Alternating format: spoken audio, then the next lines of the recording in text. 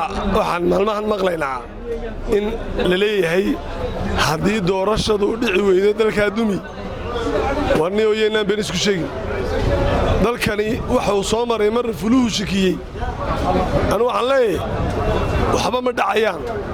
masiibadii iyo bilaayada waxaa la keenay ninkaa la baryahay annagu ilaahay isagaa siyaan leenahay somalilan iyo doorasho madaxtooyo iyo dagaal waxa noo fudud haddii doorasho madaxtooyo dhici weydo inay somalilan dunto waa iska shimbiray oo cid dumin kartaa ma jirto dalka wuu qaangaadhay 30 sano hore u kacay madaxweynaha inoo haya Muuse Biixina cid inoo dhaantaa maanta ma jirto wadankan ku aamini kara waar tolada hogaamiyaha dictatorka ee korneelka ee afduubka iyo xaqdarrada ku fadhiya kursiga waa aragtaa inamada ay ka yeedhiyeen horta waxba ma samayn kartiin waxna kama bedeli kartaan xukuumaddu doorashana way dhacaysaa si xorreyn u dhacaysaa oo xalaal ah baaqan aad madaxweynaha u soo jeedinaysaan shalay kii aad adigu dooratay weeyaan anigana aan doortay maantana waqtigiisa ilaa uu ka dhammaanino isaga ayaan taageerinaa qaar ka mid ah dhalinyarada magaalada Boorama ayaa waxay jawaab kulul siiyeen qaar ka mid ah dhalinyarada magaalada Cerigabo oo maalintii shalay ahayd ka hadlay arrimaha doorashooyinka dhalinyaradani oo arrimahaasi ka jawaabaya ayaa waxay yiraahdeen shada wala qabanaya dalkuna dumi maayo dhalinyarada waxaan leeyahay dalkoo duma waxba dalku ma dumayo nin waliba cod buu ku yimiday madaxweynaha dad baa doortay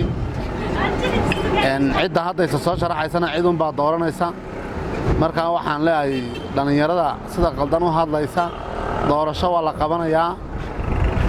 qabanaya laakiin dalku gacantiina kuma dumayo qofkii Soomaaliland joogay anu inta baan joogay wadanka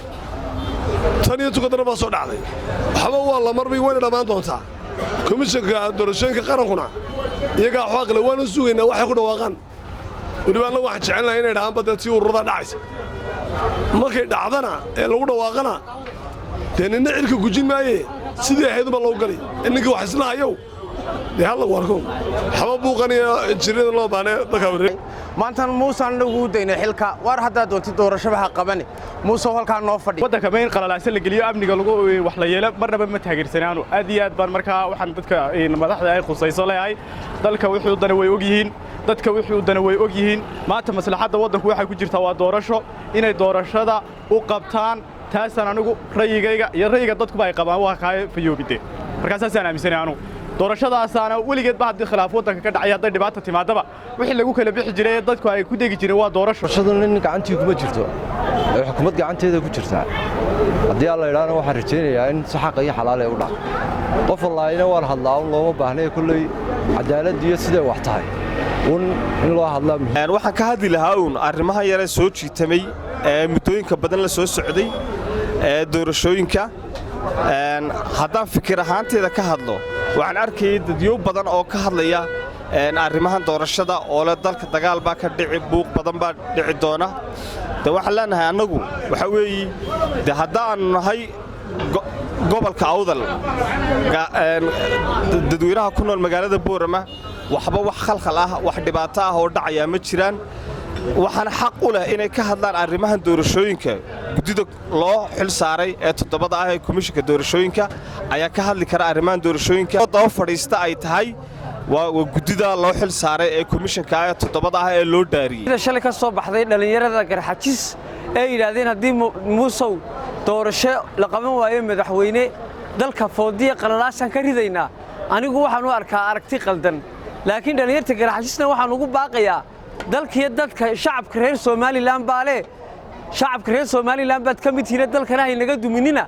Muusena waxaan leeyahay iyo xukuumaddiisa mar haddii maxkamaddii guud ee historiga qaranku ay soo celisay warqadii komishanka qaranku qoday lagu kala saaray permutationka in labada doorasho mid ay falanqayn ka soo bixisay ay doorashadii diiday soo celisay oo ay tiri doorashada madaxweynaha hal la aado maxkamadda guud ee qaranku waa in komishanka qarankana waxa faraynaa doorasho xeerkeegu dhameystiray ta madaxweynaha jirtay taa la qabto si dalkiyo dadka loo badbaadiyo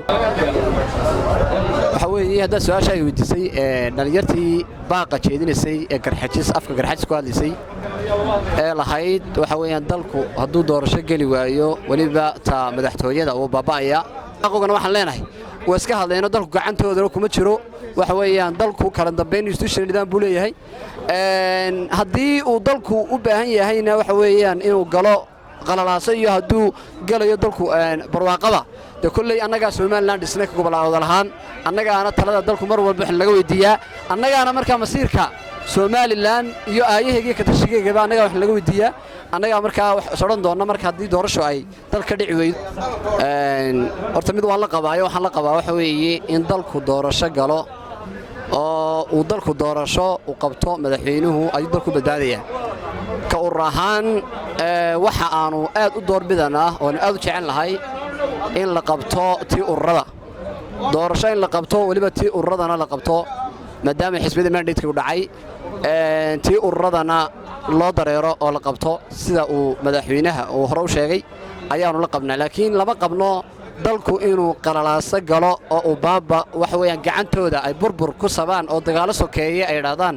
waxa weeyaan gacantayadaanu ku ridaynaa dalka kaligood waxa weeyaan de kama taliyaan oo anagu taan lama qabno haddii aan aragtidayda ama fikirkayga ka dhiibto ama beesha garxajis aragti ahaantayda markaynu eegno xaaladda dalka uu marayo dal wax badan oo laga fiirsanayno inta aan laga fiirsan imika waa dhici doona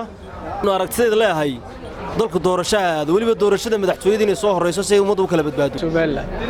dalku wuxuu u baahan yahay doorasho ayuu u baahan yahay uma baahno dagaal dalku iyo khalkhal iyo burbur Shucayb Maxamed Kaan Shucayb Gays telefishinka caalamiga ee Horyaal magaalada Boorama